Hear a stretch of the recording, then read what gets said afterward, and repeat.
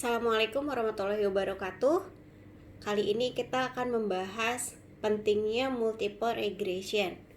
Yang lalu kita sudah bahas simple linear regression, di mana misalkan kita memiliki satu DV dan satu IV. Ini misalkan menggambarkan variasi DV dan ini variasi IV, di mana mereka punya irisan. Irisan ini yang kita sebut dengan R kuadrat, ya. Kali ini R kuadrat akan kita beri nama, teman-teman. Jadi untuk membedakan, ini R kuadrat dari X1 kah, dari X2 atau dari keduanya, ya. Sekarang R kuadrat kita akan beri indeks. Misalkan saya tuliskan R kuadrat Y1. Di buku Pedazur juga tertulis seperti ini, teman-teman. Apa artinya?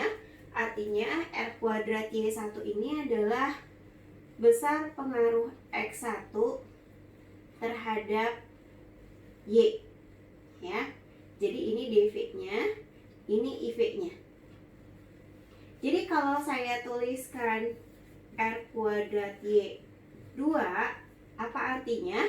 Artinya ini adalah besar pengaruh X2 terhadap Y.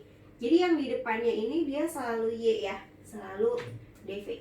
Dan yang belakangnya adalah IV-nya. Lalu kalau misalkan saya punya R kuadrat atau pengaruh X1, X2 secara bersama-sama terhadap Y, nulisnya seperti apa? Nulisnya seperti ini. R kuadrat Y 1, 2. Jadi ini IV-nya X1 dan X2, sedangkan DV-nya adalah Y. Ya, seperti itu. Nah, sekarang kita lanjut ke materi. Saya punya DV variasinya sebesar ini. Lalu saya punya IV seperti ini. Lalu mereka punya irisan. Irisannya ini adalah yang disebut dengan R kuadrat Y1. Ya, besar pengaruh X1 terhadap Y. Teman-teman bisa lihat bagian R kuadrat atau bagian regresi, ya. R square kan bagian residu dibandingkan dengan varians keseluruhan. Bagian regresi dibandingkan dengan variansi secara keseluruhan. Maka ketika gambarnya seperti ini, variasi Y yang dijelaskan oleh IV-nya hanya sedikit aja, hanya segini, maka ini masih banyak variasi DV yang belum terjelaskan, atau dalam hal ini adalah bagian residu. Gimana caranya supaya si residu ini semakin mengecil? Caranya adalah kita bisa menambahkan IV, ya. Jadi misalkan saya tambahkan X2, misalkan seperti ini. X2 juga memiliki irisan dengan Y. Irisannya yang ini. Irisan ini sebesar apa, ya? Irisan ini adalah R kuadrat Y2. Besar pengaruh X2 terhadap Y. Sekarang pertanyaannya adalah, berapa besar pengaruh X1 dan X2 secara bersama-sama terhadap Y? Dalam kasus ini, karena X1 dan X2-nya tidak beririsan atau korelasinya sama dengan 0, saya tulis R12 atau korelasi antara X1 dan X2 sama dengan 0. R kuadrat Y12-nya itu gampang aja, tinggal menjumlahkan R kuadrat Y1 dan R kuadrat Y2. R kuadrat Y1 ditambah R kuadrat Y2. Oke, jadi kalau kasusnya seperti ini, apakah multiple regression diperlukan? Jawabannya tidak. Teman-teman tinggal melakukan simple regression sebanyak IV kali, ya. Misalkan saya punya IV-nya 7 nih, dimana semua IV tidak ada yang beririsan satupun. Maka saya tinggal melakukan simple linear regression sebanyak 7 kali, ya. Nanti R kuadrat Y1 sampai dengan 7-nya sama dengan penjumlahan dari masing-masing R square-nya. Nah, namun sayangnya kebanyakan kasus itu tidak seperti ini. Ya, misalkan kita kemarin membahas DV-nya ini adalah prestasi. Misalkan IV1-nya adalah motivasi. IV2-nya IQ. Pertanyaannya, apa betul IQ dan motivasi tidak ada korelasinya?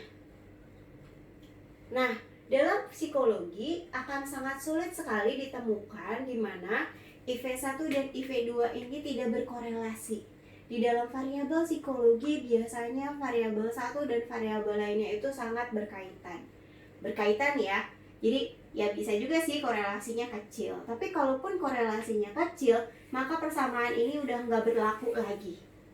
Jadi persamaan ini baru berlaku dengan syarat R12-nya mutlak harus sama dengan 0 ya. Jadi walaupun ada korelasi kecil, maka ini tidak berlaku. Oke, jadi bagaimana solusinya? Nah, itu yang akan kita bahas. Baik, saya udah gambarkan untuk kasus yang kedua. Teman-teman, misalkan ini ada DV, ini ada X1 sama seperti yang tadi ya. Namun, seringkali yang terjadi ketika kita menambahkan IV lainnya, gambarnya jadi begini. Nah, jadi saya beri nama, ini adalah X2, ini adalah R kuadrat Y2, yang hijau, yang biru adalah R kuadrat Y1, dimana kalau saya jumlahkan langsung, saya menggunakan rumus yang ini, R12 itu sama dengan hasil penjumlahan. Kira-kira ngitungnya salah atau betul ya? Iya, ngitungnya akan salah. Kenapa? Kalau saya jumlahkan yang diarsir biru dan yang diarsir hijau, maka akan ada bagian yang terhitung 2 kali. Nah, saya tuliskan di sini R12 tidak sama dengan 0. Ya. Oleh karena itu diperlukan yang namanya multiple regression. Ya, jadi dalam psikologi kasus yang ini tuh hampir tidak pernah terjadi. Banyaknya kasusnya seperti ini, sehingga teman-teman perlu belajar yang namanya multiple regression, ya. Dan dalam psikologi pun seringkali sesuatu bervariasi itu tidak disebabkan hanya satu variabel saja, dia akan disebabkan oleh banyak variabel.